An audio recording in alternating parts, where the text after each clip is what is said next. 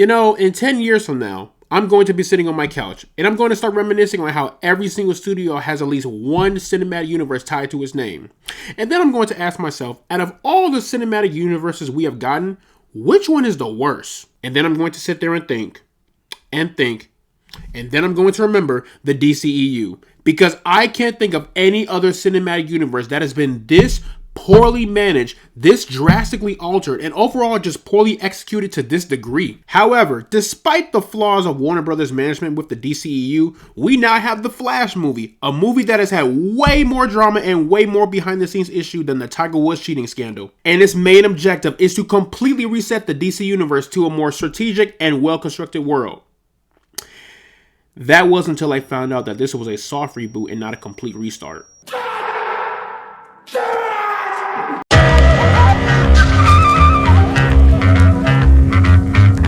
So The Flash is a brand new movie in the already dead DCEU. The film is directed by Andy Muschietti and it stars Ezra Miller, Michael Keaton, Sasha Calle, Ben Affleck, Kiersey Clements, and Michael Shannon. So the story is about the Flash using his superpowers to travel back in time to change the events of the past. However, his attempt to save his family inadvertently alters the future. Now he must team up with Michael Keaton's Batman and Supergirl in order to save the fabrication of time and reality. Alright, first things first, we have to address the elephant in the room. Boy, that Ezra fella, I sure tell you, what a guy. But no, in all seriousness, Ezra Miller, he is still an awful and problematic person. But I cannot lie, his performance in this movie was incredible. So Ezra basically plays two versions of the same character, with one character being a quirky and socially awkward being who has to grasp with the fact that he cannot change the past in order to benefit his future, and he has to let go of the things that he loves the most. While the other character, he's rather more of an arrogant, nonchalant, and careless prick who clearly does not understand the severity of the situation that he is in. When it comes to the emotional beats and the humor, I think Ezra actually sticks the landing on it. Sure, there may be times where the humor is a little bit excessive, but given his adaptation of the character of Barry Allen, it worked. Growing up, I was always into the Christopher Nolan Batman movies, and those movies will forever have a special place in my heart. Now, I have seen the Tim Burton Batman movies, and while I do enjoy them, I will admit, I think the Flash movie made me appreciate Michael Keaton's Batman way more. This is the most badass we have ever seen Michael Keaton's Batman. Every action scene with him is so well shot and so well directed. Even some of the corniness from the Tim Burton movies are present in this movie, but it worked. It didn't feel over the top or excessive. It didn't feel excessive, but it felt rather subtle in a way. But I will admit, I do feel that Michael Keaton's Batman, despite how much I liked it, I do feel that he kind of got nerfed in this movie. And let me break it down when I say nerfed. So Batman is known to be the world's greatest detective. He is the smartest man in every room he walks in.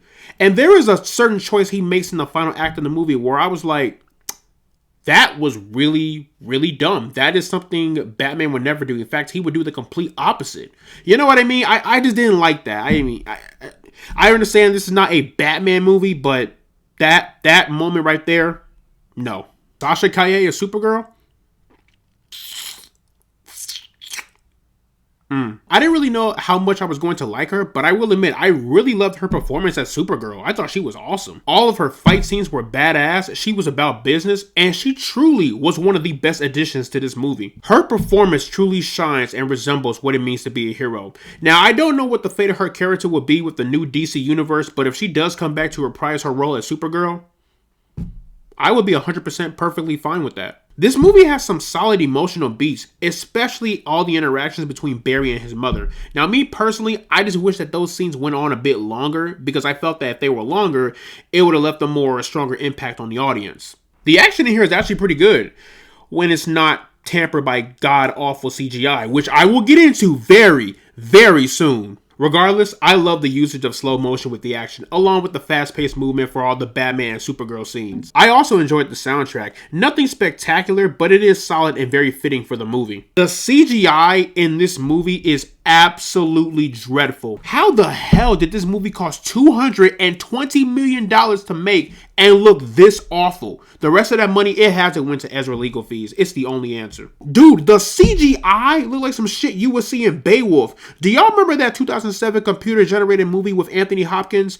It was absolutely awful. And that's what the CGI is in here. It just reminds me of that. And I don't need any movie in today's day and age to remind me of those dark times. Matter of fact, it should be illegal to release a movie with CGI this sloppy. While we're on the topic of terrible CGI, dear Hollywood, can we please, and I mean can we please, stop CGIing dead actors? It's so weird and it's so disturbing. And in fact, it's even disrespectful to the dead. Let the dead rest. Please stop CGIing dead actors.